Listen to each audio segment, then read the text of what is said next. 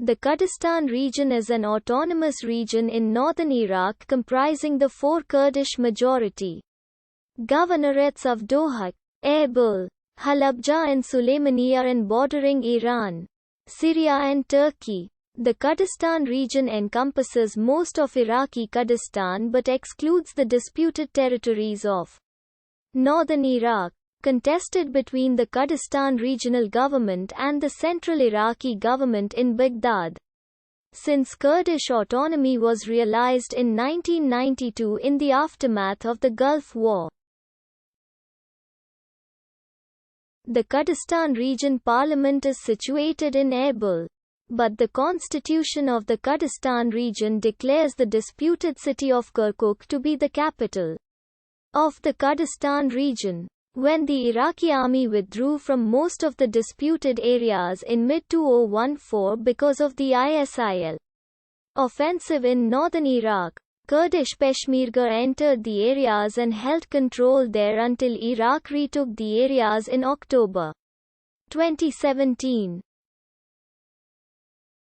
The Kurds in Iraq oscillated between fighting for either autonomy or independence throughout the 20th century and experienced Arabization and genocide at the hands of Ba'athist Iraq.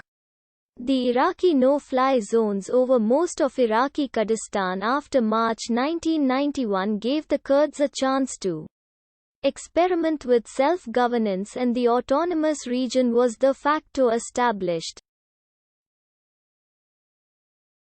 The Baghdad government only recognized the autonomy of the Kurdistan region after the fall of Saddam Hussein. With a new Iraqi constitution in 2005, a non-binding independence referendum was passed in September 2017, to mixed reactions internationally. The Kurdistan region largely escaped the privations of the last years of Saddam Hussein's rule and the chaos that followed his ouster in 2003, and built a parliamentary democracy with better economic performance than the rest of Iraq. Before Iraq became an independent state in 1923, the Iraqi Kurds had already begun their independence struggle from the British Mandatory Iraq with the Mahmoud Barzanji revolts, which were subsequently crushed by the United Kingdom after a bombing campaign against Kurdish civilians by the Royal Air Force. Nonetheless, the Kurdish struggle persisted and the Barzani tribe had by the early 1920s gained momentum for the Kurdish nationalist cause and would become pivotal in the Kurdish-Iraqi wars throughout the 20th century. In 1943, the Barzani chief Mustafa Barzani began raiding Iraqi police stations in Kurdistan, which led the Baghdad government to deploy 30,000 troops to the region. The Iraqi Kurdish leadership fled to Iran in 1945. There, Mustafa Barzani founded the Kurdistan Democratic Party, and Iran and the Soviet Union began assisting the Kurdish rebels with arms. Israel began assisting the Kurdish rebels in the early 1960s. From 1961 to 1970, the Kurds fought the Iraqi government in the First Iraqi-Kurdish War, which resulted in the Iraqi Kurdish Autonomy Agreement. But simultaneously with its promise of Kurdish autonomy, the Iraqi government began ethnic cleansing Kurdish populated areas to reduce the size of the autonomous entity which a census would determine. This mistrust provoked the Second Iraqi-Kurdish War between 1974 and 1975, which resulted in a serious defeat for the Iraqi Kurds and forced all of the rebels to flee once more to Iran. The more left-leaning Patriotic Union of Kurdistan was founded in 1975 by Jalal Talabani and regenerated the Kurdish insurgency with guerrilla warfare tactics as the Kurdistan Democratic Party. was slowly recovering from their defeat. However, the Kurdish insurgency became entangled in the Iran-Iraq War from 1980 onwards.